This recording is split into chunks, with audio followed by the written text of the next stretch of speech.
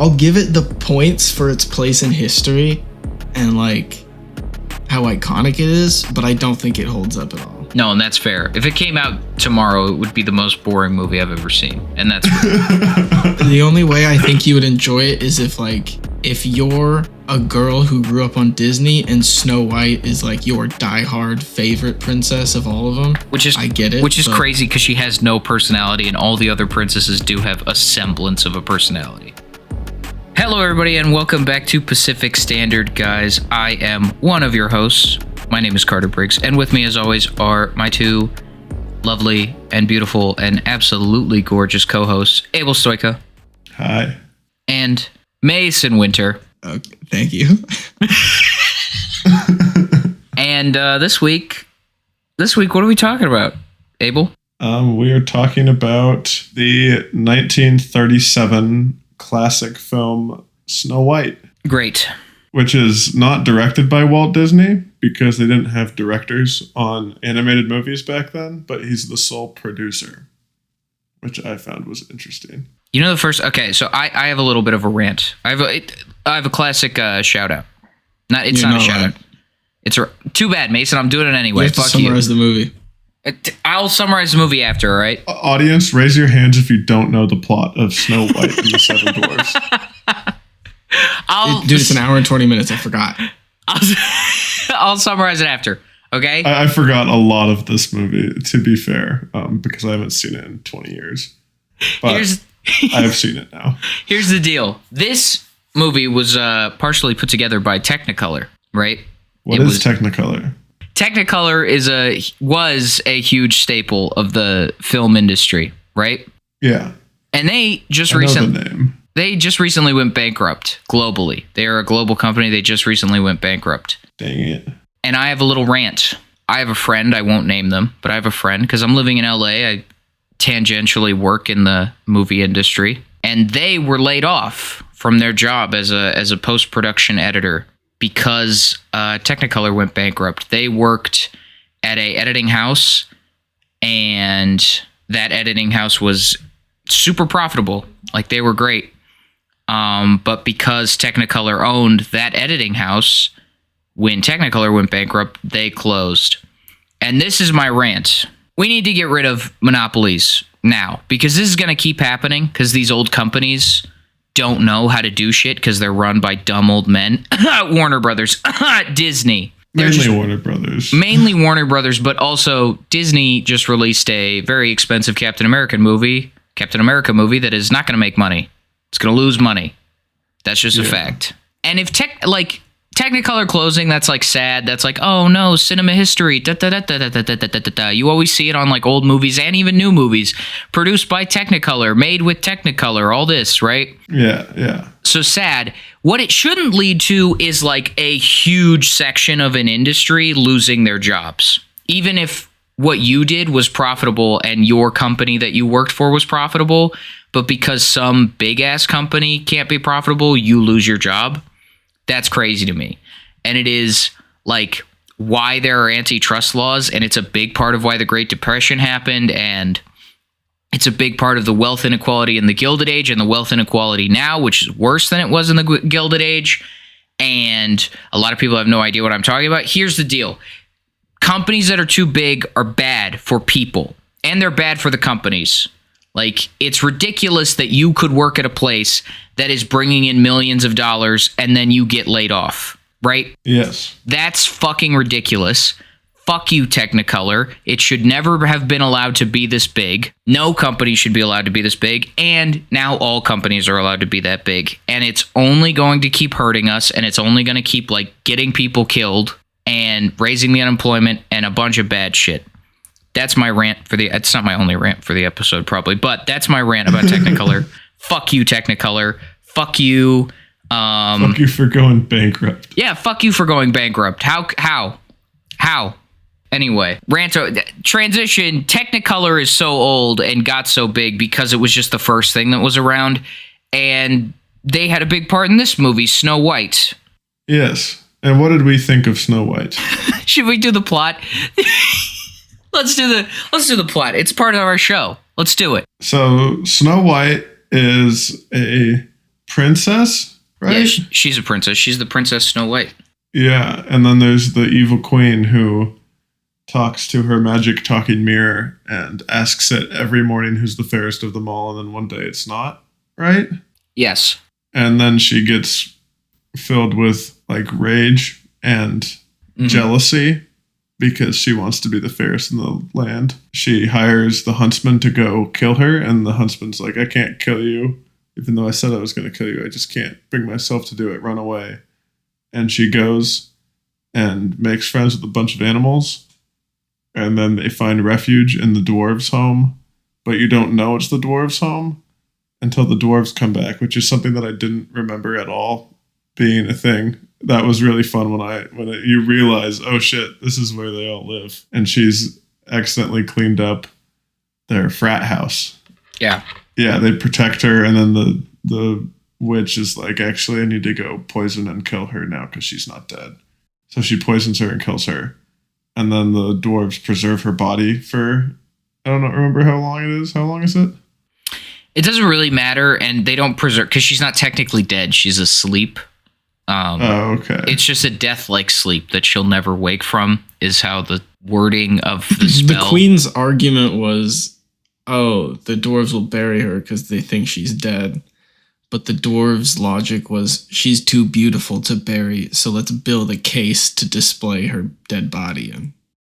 Yeah. Yeah, to let it rot, which is what it would have done if she was actually dead. Well, kind of Alexander the Great-ish, kind of Julius Caesar-ish. That's what they do with big important figures. Fucked up. That's what that Sort of. Or they had the body. Yes. Like, kill everyone, so no one knows where it is. Yes. In the style of some pharaohs and emperors and Hawaiian leaders. But yeah, and then the prince comes and he kisses her, right, Abel? And then she wakes up. Yeah, and then happily ever after, she wakes up and she looks at the dwarves and says, thank you, but I'm leaving. Bye. And immediately runs away from them, even though they've been protecting her seemingly dead body for an unknown amount of time. But it's been a while. True, but also she was going to be the maid in a frat house for her whole life. The options were leave with the prince or be the frat house maid. Yeah. So, I don't know. I don't blame her for leaving those dudes. Yeah, she just like cleans up their entire living space for them. She does. How sweet, but she doesn't realize that she's doing that. One of the notes I had was that thinking she's going to do all of the house chores and somehow get invited to live with them, I thought was unexpectedly kind of a good idea. No, that was kind of killer. If you came home and your house was just magically fully cleaned and there was like food and there was just a random stranger and they were like, can I live here if I do this every day? I think you'd consider it. That's called marriage. Well, no, but like you could also just have a platonic roommate who takes care of the house. You just figured out wedding. No, but it's also you could just grant the person. Don't show Abel's fiance this episode. Nobody show Abel's fiance this episode. Terrible. Well, that's like what the gender norms were in 1937. No, true. I'm imagining more of a live-in maid, not a wife. Yeah. Yeah. Because the dwarves they're not sleeping with Snow White. It's not a partnership. The dwarves get the gold and the diamonds, and Snow White's job that she gets room and board for is to clean the house. Yeah. Clearly, Dopey he wants more, though. No, Dopey wants more. But that's because, Mason, to be fair, she's the fairest in the land, which is by fairest, do they mean the palest bitch in the whole universe, like ever? That's not my issue with her. She has, literally, she looks like they poured cream on the fucking paper to get the color of her skin. Some people are into that, man. Namely, the Brothers Grimm, apparently. Ugh. I saw it, I was like, I couldn't even take you in the sun. Like, what would a beach day look like with Snow White? Terrible. I couldn't even fucking finish this movie because I couldn't stop thinking about how ugly she was. Thank God. That was one of my notes. I was like, so was their approach to give her like a round face with no features to make the audience interpret what her beauty looked like? No, she just looked like she had a ditto face like a Pokemon, and it was just a blob, and there was not like a nose in the middle, and then a circle. Yeah, and that was no. It's for the record. I was just saying that to poke fun at what Carter was saying. My argument, though, is actually the queen is the fairest of them all, because Snow White is not. Yeah, but the magic mirror doesn't seem to think so. Magic mirror's capping. No, he's clearly just fucking with this queen. He's like, yo, I'm gonna fuck with True, this chick. he's tired of being on the wall, and he's just Yeah. playing mind games with her. I need to convince this woman to kill this princess. Yeah. I need to convince her to kill her. Well, he's a magic mirror. Maybe he knew that it would lead to her getting thrown off a cliff by the dwarves. I just want to point out some people in our generation could learn a thing or two from this movie. The queen does not care if she is super fair. She just wants validation from the face in the screen that decides who the fairest of the land is, you know? I'm going to give you a wedgie, bro.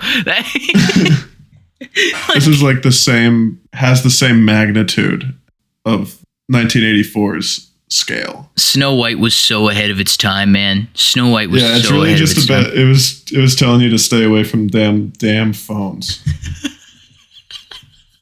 The damn phones. I realized when she ate the apple, and we were like an hour in, and all she'd done was meet the dwarfs and hang out with the dwarfs. I was like, oh, that's all this movie is really. It's just her hanging out with dwarfs. And then the last 20 minutes, she falls asleep and Prince Charming kisses her. Yeah. The only thing I remember from this movie, like I forgot the dwarves were even in it until I saw it on the title sequence, if I'm being completely honest. And I just remember, oh yeah, so Snow White, she gets poisoned by the apple, and then she gets woken up with a kiss. And that's like the last 10 minutes of the movie. And then they just filled it with animated hijinks for the other 70 minutes. Yeah. Those animated hijinks are fun sequences, honestly. Yeah. The dwarves all being forced to take a bath is a pretty fun sequence. Yeah. They did it good, I guess. They did it. Look, I'm going to look at this movie as what it is, which is the first ever feature-length animated thing, right? Yeah. So to be like, I'm going to look at this movie like the only animated things that existed before this were sketches, right? They were toons. It was Mickey Mouse cartoons and then this. Yeah. You know? So like, honestly, this being kind of what it is, it's kind of like the beginning is story, the end is story, and then the middle is like, what if we had a bunch of sketches with these 7 dwarves characters, right? Yeah. Because that's all that cartoons was those middle sequences. Yeah, like, it makes sense, and it did start the kind of Disney princess formula. It started the Disney princess formula, which is in animation and I would say in movies a big deal. This is a very like historically in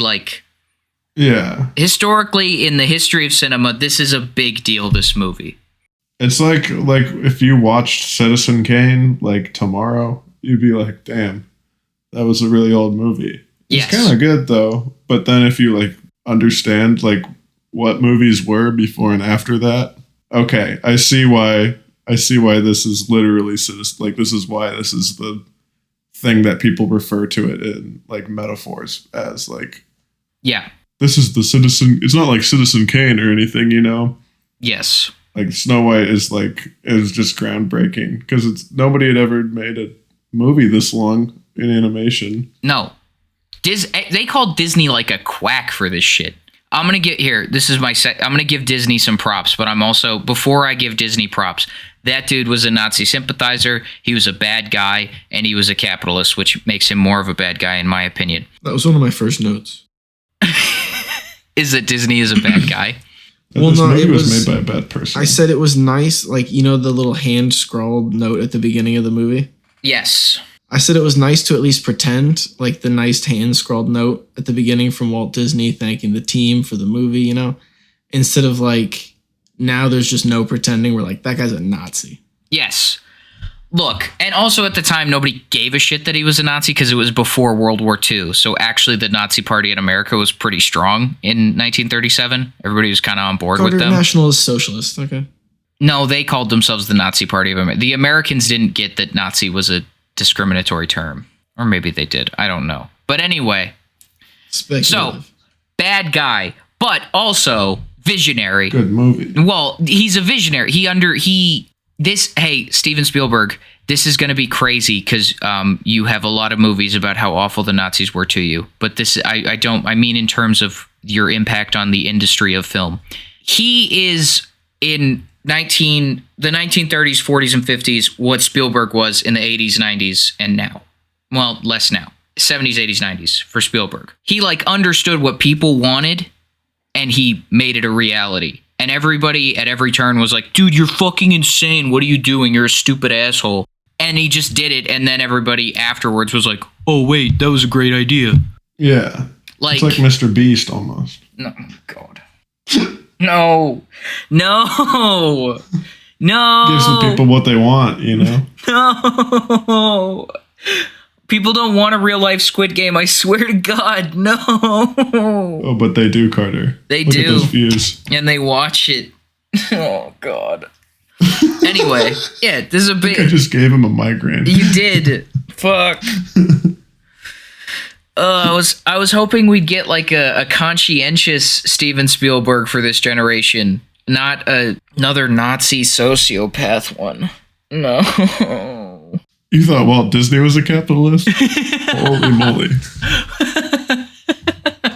But yeah, Disney. This was a big swing by Disney. And Abel, I was going to ask you, do you have the numbers? Did this pay off? Did this swing by Disney pay off? Yeah, so it was made on a budget of $1.5 million, which is a lot of money for 1937. It actually goes to $33 million in today.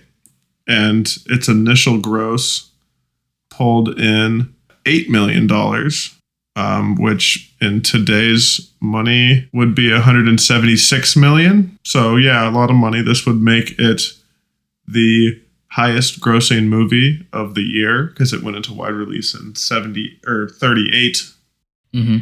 And it was the highest grossing animated movie for 55 years. And I believe that's unadjusted for inflation, which is crazy because after this, Disney started pumping them out, right?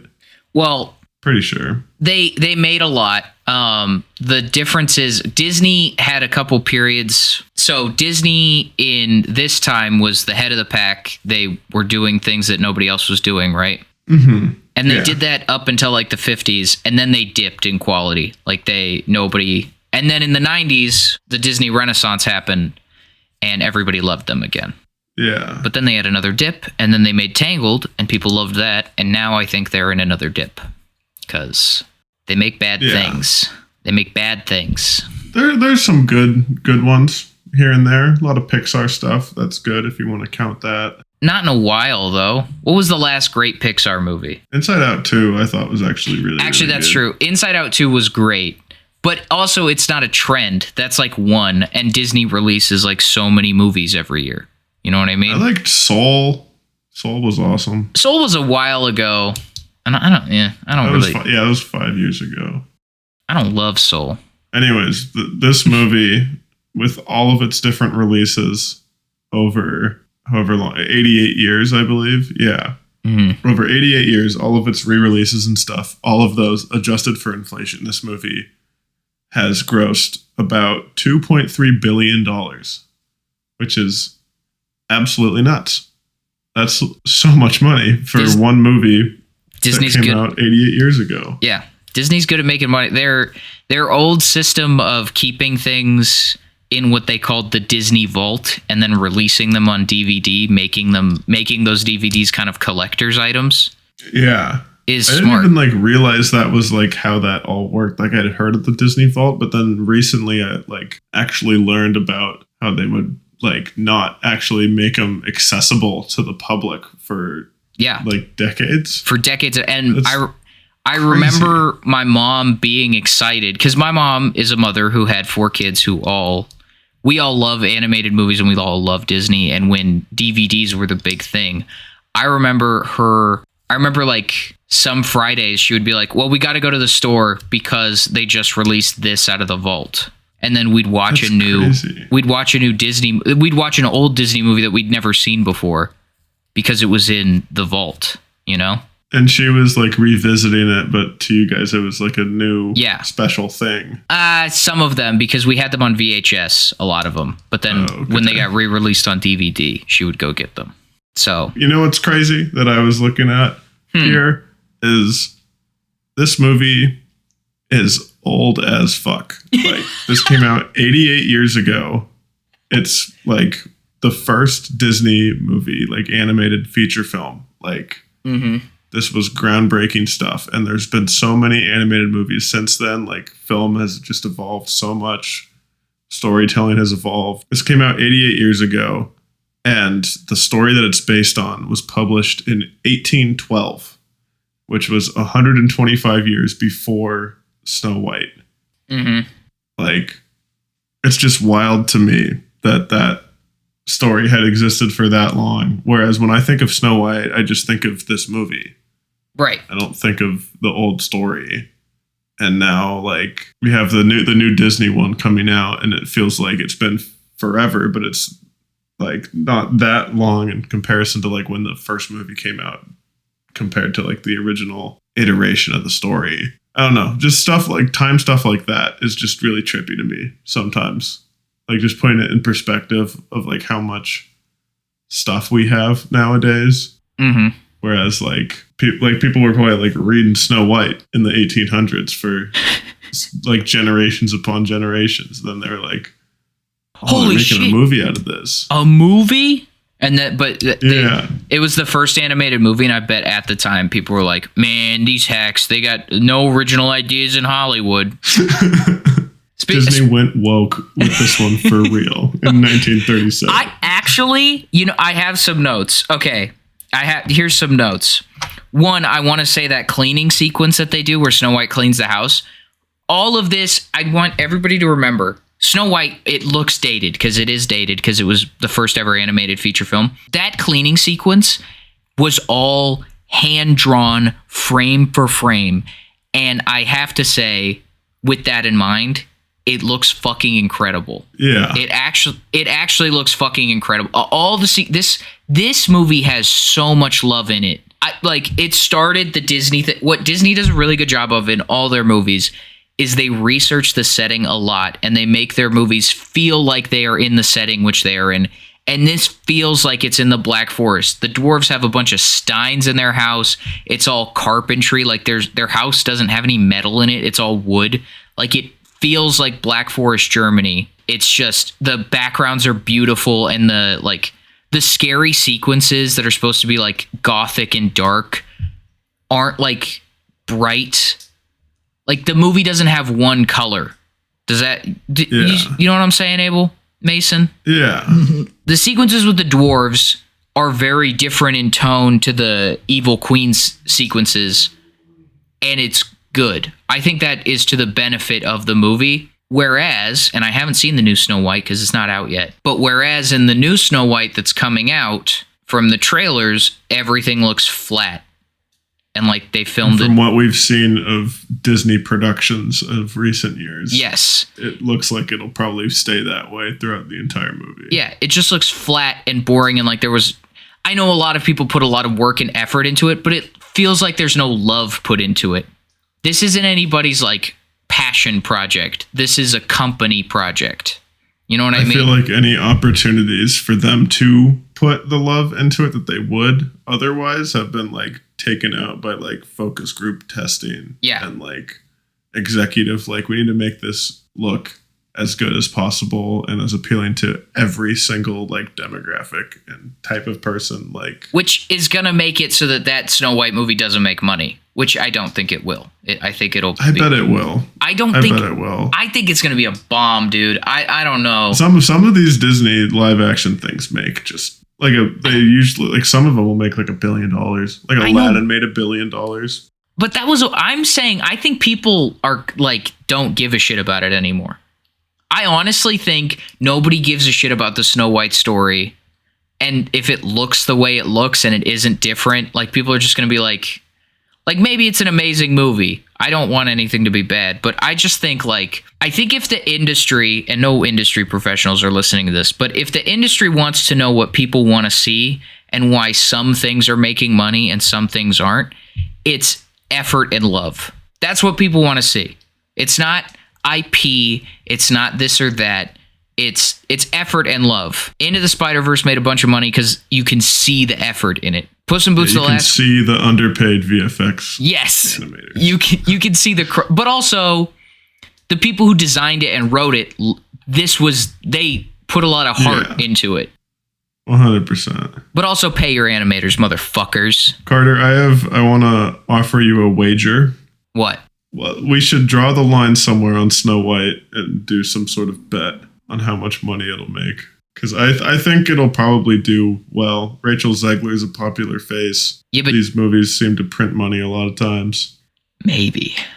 Are we talking gross or net? Oh, gross. Like, we'll take that. We'll take like the budget into account and everything, but like just on what the movie makes. Because I'm looking at the budget right now. It's $240 to $270 million spent on this, which is insane. That's disgusting. Actually. That's disgusting. That's more than this should cost like $100 million max. Well, that's so much more than the original Snow White with inflation. Yeah, that's and let me do some quick division. From what I've seen of the new Snow White, the original Snow White looks better. Yeah, not and the character. Also, like the first. Not the character, not the character Rachel Zegler. You're amazing, like super talented actor, super great public speaker, and like beautiful woman. And as Mason said, Snow White is a circle with a nose on it. Yeah, I couldn't finish that first movie again. I gotta say it. It's disgusting, honestly. Abel turned on like the TV and he was like, "Oh my god!" Puking. Yeah, the new Snow White movie looks way worse than the old Snow White movie. Yes. Just like how the new Lion King movie looks way worse. So much worse. Old one. But also that one's like impressively bad because they tried to make it look like a documentary. Yes. With like realistic, like at least the like posters and stuff for this new Snow White movie have like this dumb like new Disney lighting, but at least it's like colorful-ish.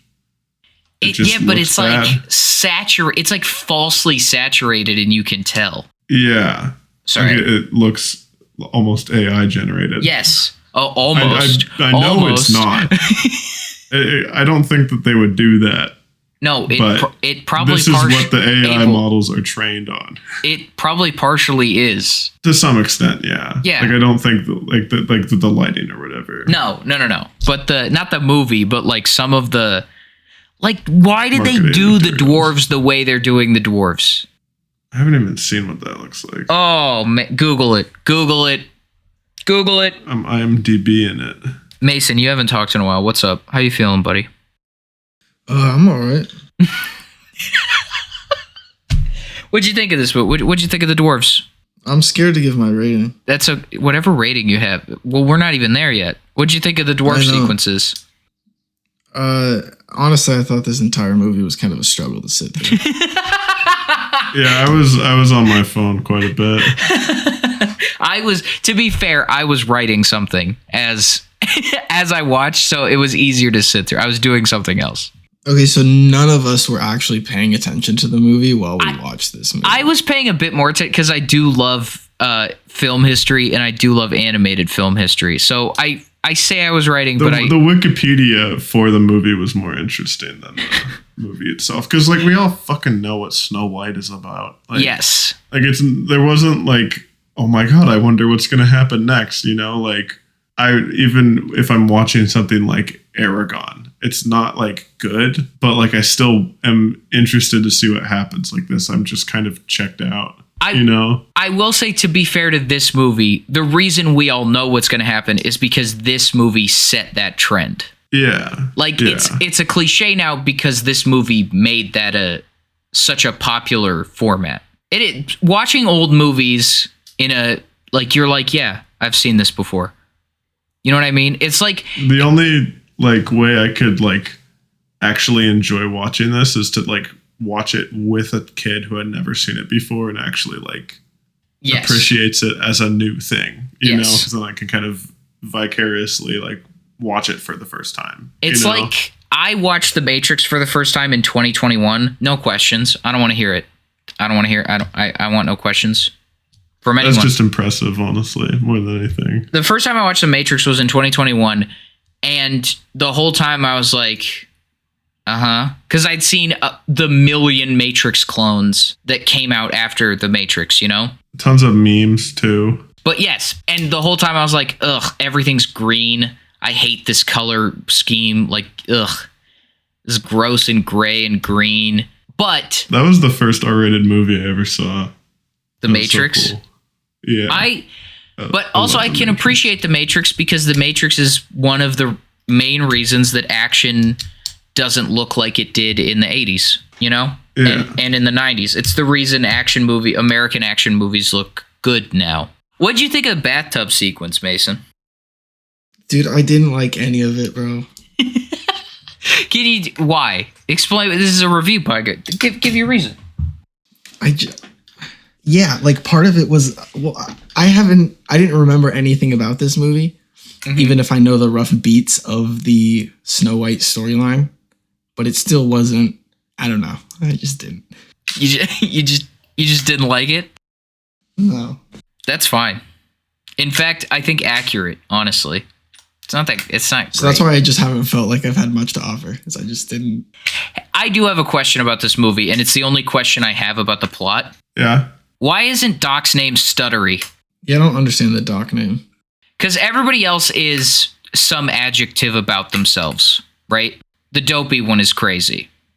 But it was 1937, so we're going to let them get away with that one. Okay? We're going to let them get away with it. We're going to let them get away with some ableism there. Yeah. Because everybody who made this movie is dead, and we can't yell at them. So it's fine. But they all have an adjective name, and then Doc, the guy with I would say the most noticeable quirk, is called Doc. That was stupid. Because Sneezy, he sneezes a lot. Grumpy, he's a grumpy asshole who does get clowned on for the whole movie. I do like in this movie that Grumpy isn't like ever vindicated. He looks like an idiot because he's so angry and annoying and grumpy and sexist all the time. Like, Snow White plays him like a fiddle this whole movie, which I appreciate. I like that little touch. But Doc's name being Doc is dumb. It's a dumb thing. Anyway, that's it. That's my only note about the actual plot of this movie. Yeah, Mason, what parts did you not like? Not like I'm questioning it or whatever. I just am curious to hear what was like boring about it. On like all of my main gripes with it, at the beginning I didn't necessarily think I hated the movie. And then I realized all of my gripes were with the titular character. So like I feel like that raises a big issue with the movie. Oh, Snow White? Yeah. Yeah. Her voice is such...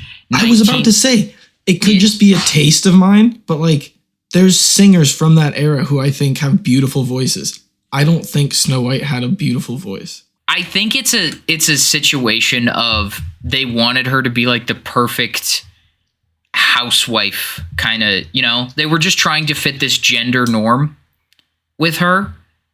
And so they made her have like this super high pitched voice. And like that's like the most like feminine aspect. Like the most feminine voice they could give her was just like super high pitched. Like squeaky even. I don't know. It was, and I'm saying this. Squeaky's the right descriptor. It was really squeaky. And it's like, I don't know. I was able to get past it because honestly, she does not talk that much in this movie. Once you get past that beginning section, it's mostly the dwarves. But yeah, I that's totally a fair gripe about Snow White. The Snow White character is like kind of boring and annoying. I think a lot of this movie is boring and annoying. Maybe not annoying, but we're living in 2025. Like, I don't know. Sometimes kids' movies I'm fine with, and sometimes I'm just like, I need a little bit more. I need more than just the most bare bones, simplistic, slow moving plot where it's just like cartoons and stuff. Like, I just like can't get into it. When we brought this up for watching on the pod, everybody, all three of us were just like, do we really have to watch that? And we did. And now we've watched it, and none of us really had a good time. No. I had a bit of fun. It was cool, like, looking into it. Like, I hope a couple years ago, I got, like, really into just learning about, like, the Wizard of Oz, just as, like, a cultural landmark. Mm-hmm. I watched the Judy Garland movie with Renee Zellweger, and that was interesting. And I looked up how accurate or inaccurate parts of it were. I don't really remember exactly, but like just like learning about that part of history in film is really interesting sometimes. But like I was really into it. I bought The Wizard of Oz on 4K, and to this day I still haven't watched it. I don't know why I did that, because it was not cheap.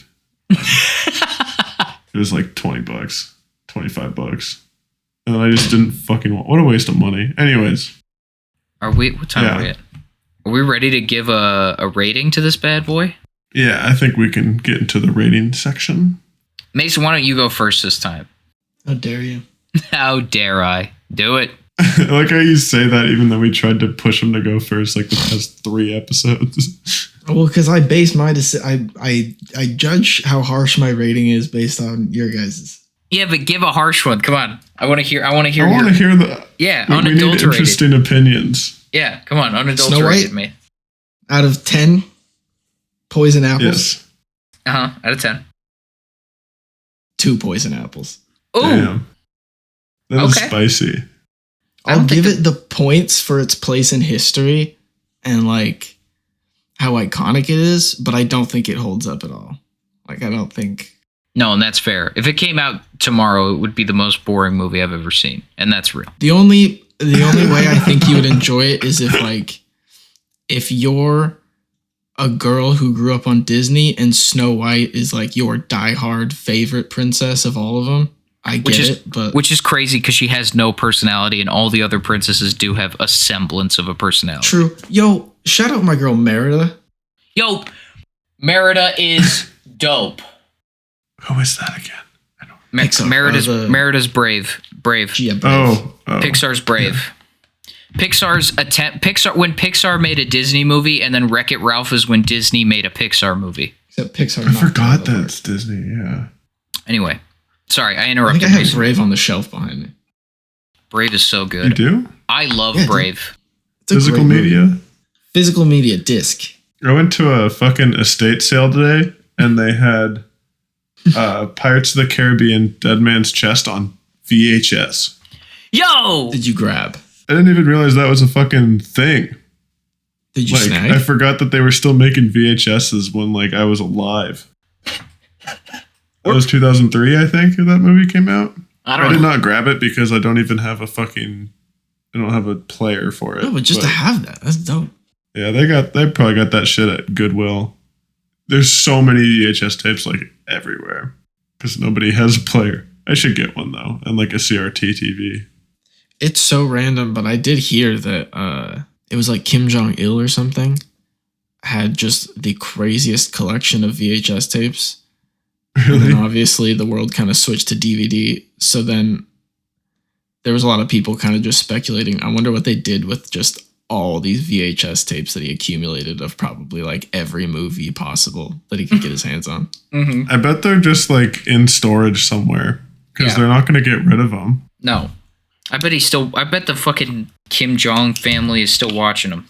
There's 3 overgrown shipping containers packed full of VHS tapes. You want to hear something tangentially related to that? A factoid. Let's hear a factoid, Abel. When, what's it called? I don't remember what the name of the team is. When the American troops, the operatives, assassinated Osama bin Laden. Navy SEALs. They're called Navy SEAls.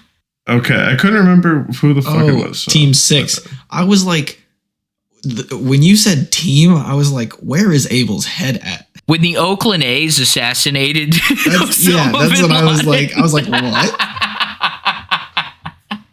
I don't know for sure who it was off the dome. I've seen Zero Dark 30, but it's been a minute. Well, no, but there's also been multiple different people who've been credited with it, and so it's kind of in dispute.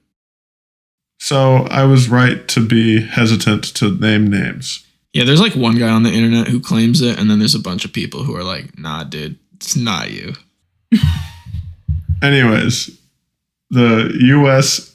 SEAL Team 6, or whoever it was, raided the place and assassinated Osama bin Laden, and then they confiscated all of the shit that was in there as evidence. What was on there again? There was some good stuff. Yeah, he had a bunch of YouTube videos downloaded to his hard drive. And the one that I remember is he had Charlie Bit My Finger downloaded on his personal hard drive to watch when he didn't have internet connection. Are you fucking serious? Yes, I'm going to look this up right now to make sure I'm not making this up. He's fucking Charlie Bit My Finger. He's playing Charlie the name of that magic unicorn? Yeah, there's Charlie the Unicorn and Charlie Bit My Finger. Okay. It's a Leopleurodon. It's a Leopleurodon, Charlie. Yes. When he died, he had Charlie Bit My Finger downloaded to his It's a magical Leopleurodon. It's a magical Leopleurodon. One of the best videos in internet history. If you're unfamiliar, go familiarize yourself. Yeah, go familiarize yourself with the unicorns and the magic Leopleurodon. Oh my god, the file name of the Charlie Bit My Finger file on his computer was Tootin' Bathtub Baby Cousins. What? What? Osama, bro. What the fuck? Yo, hey. Yo, all world leaders are the same. I wanted to fact check this. I'm pretty sure he also had some Naruto on there. That's dope. I was like, I don't want it to be wishful thinking. Porn. Yeah. The first thing that popped up when I was trying to verify the Naruto stuff, what's the most obscure Naruto fact you know? Here's one. Osama bin Laden, after his PC was searched, he only had 3 things. Naruto, porn, and pirated movies. And Charlie Bit My Finger. And Charlie Bit My Finger. And Charlie Bit My Finger, apparently. What a guy. What order would he watch those in? Never mind. I'm not going to make that joke. Don't speculate. I'm sorry. I'm sorry, guys. The joke has been made. I'm sorry, guys. There's fun rabbit holes and there's dark rabbit holes. Did you two rate this? No. Oh, no. We started talking about Osama bin Laden. Right. I gave it a 2. 2, Abel? I think I gotta give, I don't know, I feel like I gotta give it a positive score just because it does have such a big milestone spot you don't in history. I don't have to, I guess. Speak from the heart. I'll give it a 5. Yo, it was boring. I'm going to give it its highest score. And this might just be because I love a little cartoon skit, you know? Yeah. As you guys know from our Looney Tunes episodes, I'm going to give this a 6.5. This movie. It's super historically significant. I think the dwarf sequences are a bit of fun. I enjoyed watching them. But I also just love a good old fashioned cartoon. So, yeah, I'm going to give this a 6.5. Hell yeah. Speak your truth, brother. I'm speaking my truth. Does that take us to the segment where we talk about the things that we like and are watching? Do we have a favorite quote? Oh, I do have a favorite quote. I thought this was a pretty funny line. It's when Snow White is convincing them to let her stay. And they're like, will you make gooseberry pie? And she goes, yeah. And then they all at the same time go, gooseberry pie, hooray, she stays. And I thought that was kind of funny. I liked it when the animals knew that something was wrong and the witch was there. And they run over to grab all the dwarves who are going to work as they're like being pulled away by like the deer and rabbits and stuff. I can't remember who says it. But he goes, they've gone plum daffy about the animals going crazy and pulling them around everywhere because they don't realize what they're doing it for. And I just feel like we should bring that back into the cultural zeitgeist as things to say. Plum daffy is good. God damn, that shit got me going plum daffy. Yo.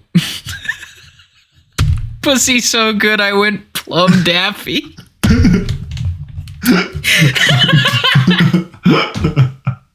Sorry. The shit straight plum daffy.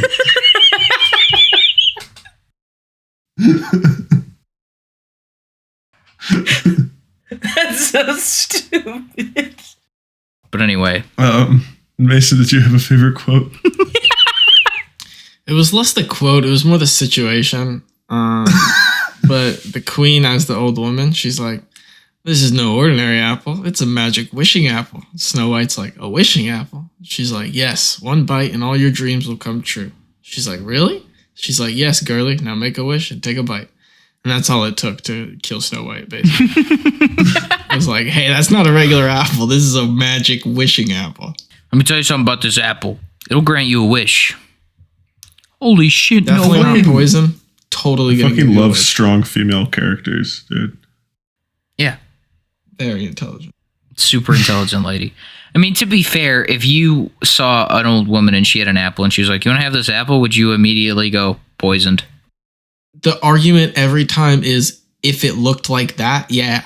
If the lady looked like that, True. Also, especially if the dwarves were like, don't let anybody in because that queen definitely wants to kill you. Don't let anybody in. Don't talk to anybody. Just stay put.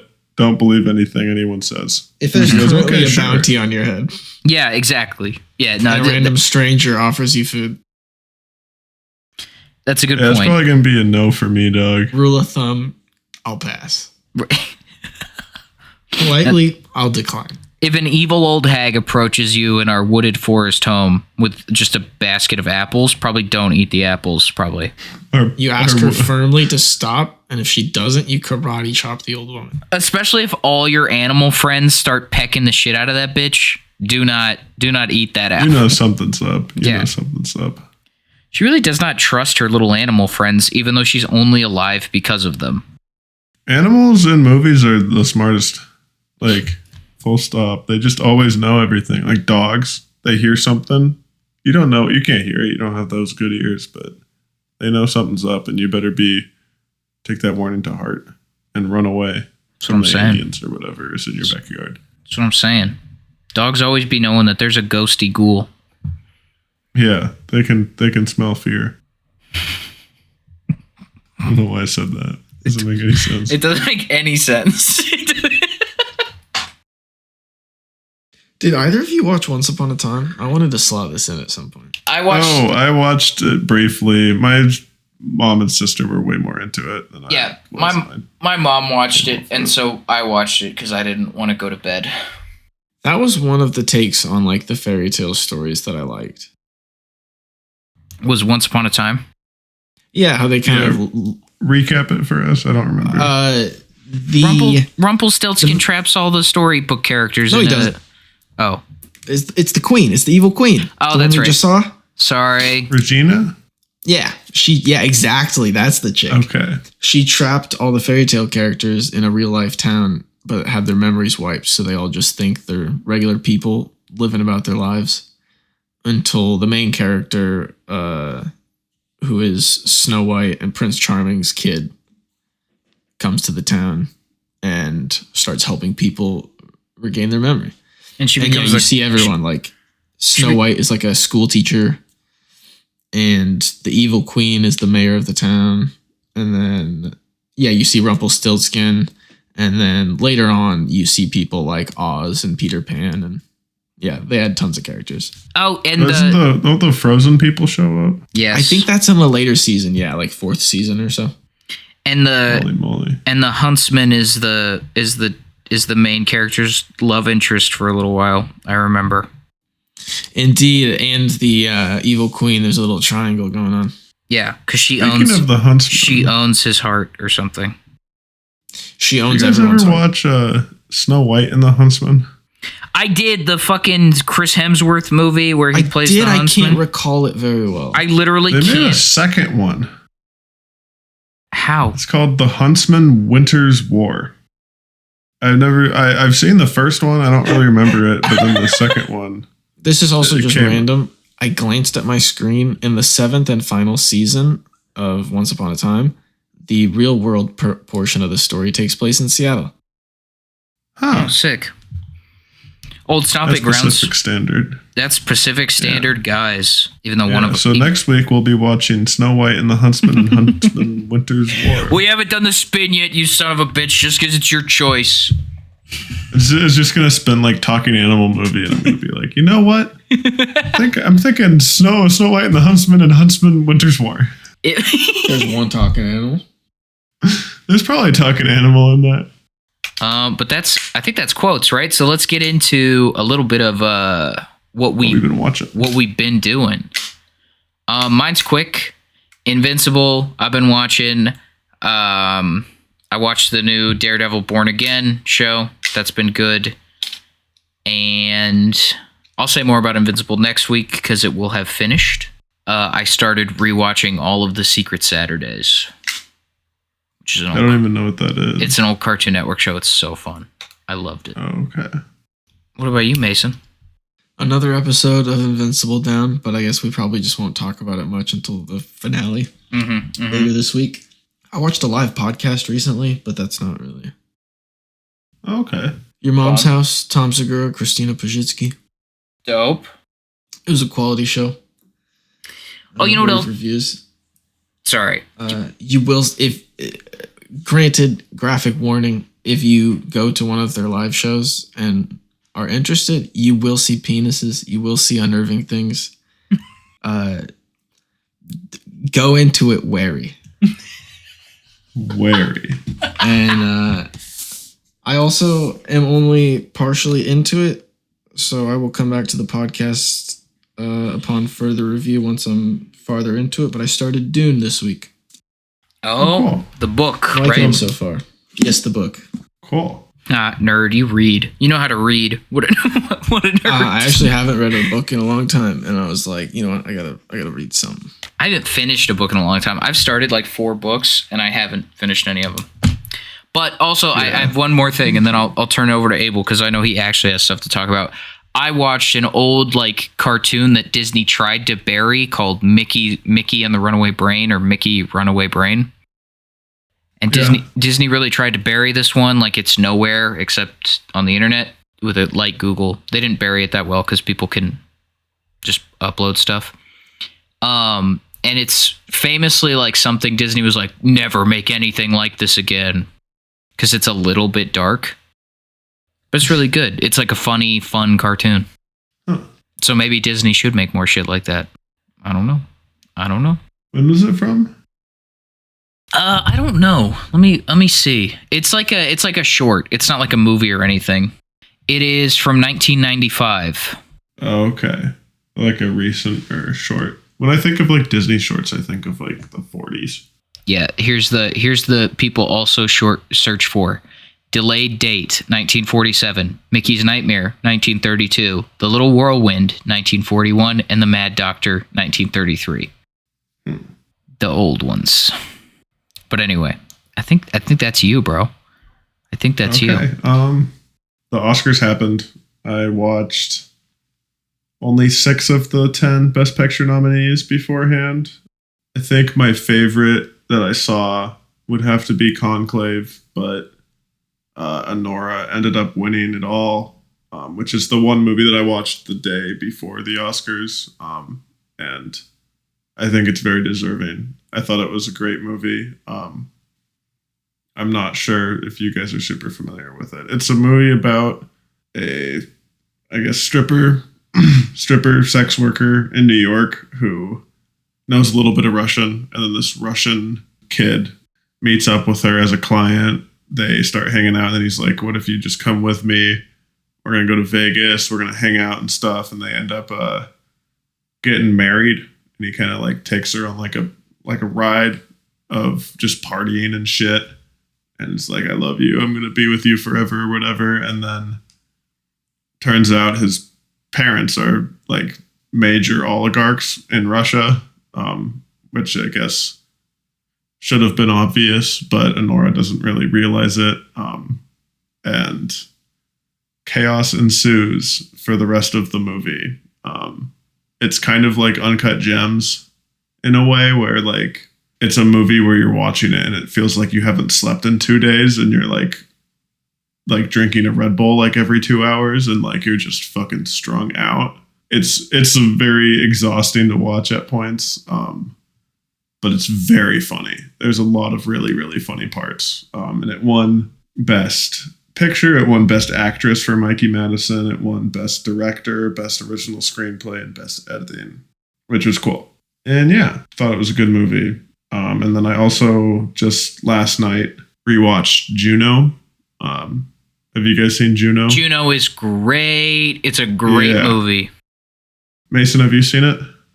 Yeah, years ago. Yeah. Yeah, I had seen it like years ago too, and I rewatched it last night. It's really awesome. And I feel like a lot of people nowadays in indie movies like Juno, Napoleon Dynamite, Wes Anderson, those are kind of like indie movie benchmarks. And I feel like from this movie in particular, like people really like to copy the quirky comedy. Like you see that kind of a lot in like smaller movies these days, but Juno nails that quirky comedy better than a lot of other movies try to do.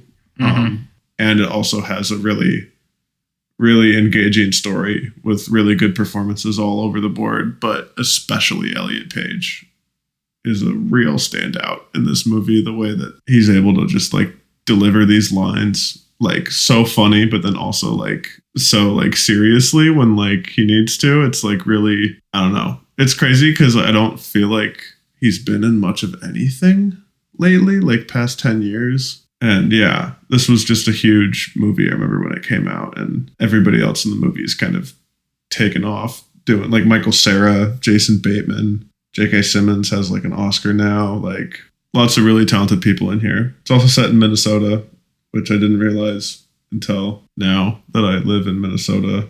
Good time. Really, really awesome soundtrack. Great movie. I'm behind on every show. Catch up because we're spoiling Invincible next week, Abel. Get over it. I've watched 3 episodes of Invincible. I'm just going to plug my ears and I was going to say the whole time. Juno kind of feels in the same vein of like, in terms of a darker premise, but made into a darker but quirky comedy. I feel like Little Miss Sunshine is also kind of like that. Oh, yeah. And that's a really good one. That one's awesome. I remember a lot more about that one, despite having seen it like 10 years ago. I haven't seen that movie in a long time, Little Miss Sunshine. Yeah. Wheel spin? I think it's time to spin that wheel. Abel, I think it's your pick this week, so. Are you sure? I'm not sure. Oh, no, it's Mason's pick because I went last time. You're correct. Oh, pleasant surprise. Yeah, you did Guardians of Gahul. We became Gahooligans last time. Yep. Oh, I don't want to be a picker. And then I did The Giver, the spin before. So yeah, Mason. What are we supposed to be bringing back? Plum Daffy. Plum Daffy. Oh, might be the picker's got me Plum Daffy. Yeah. That's you would say some shit like that. Shut the fuck up. I will fight you, Abel.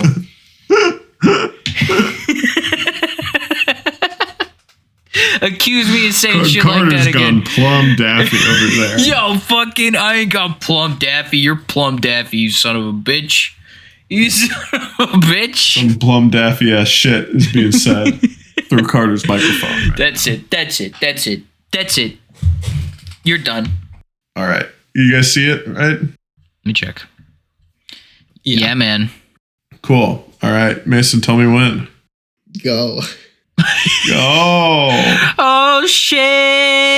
It's spinning. Best Picture nominee. What? Best Picture nominee, Mason. Dude, why do I have to get this category?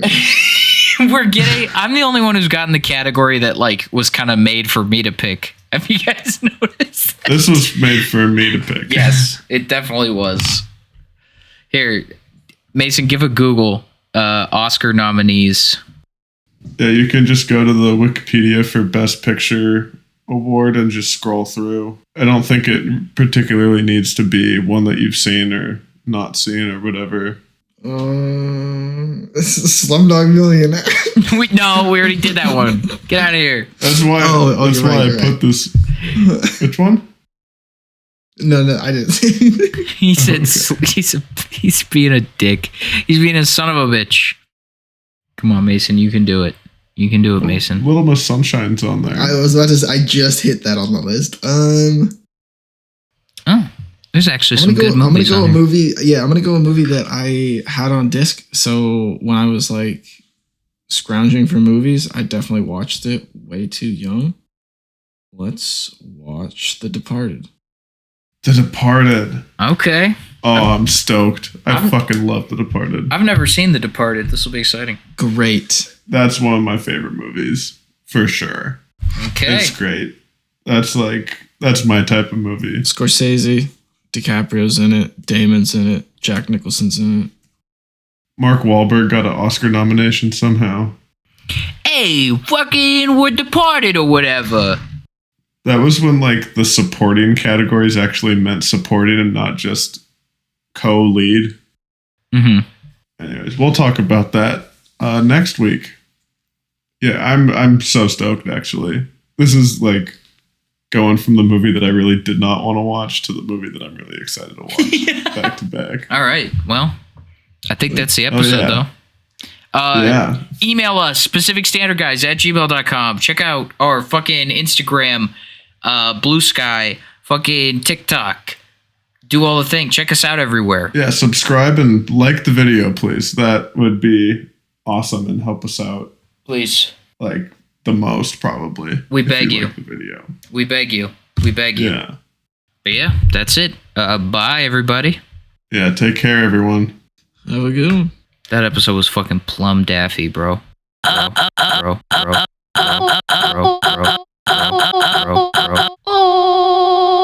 Tootin' bathtub baby cousins.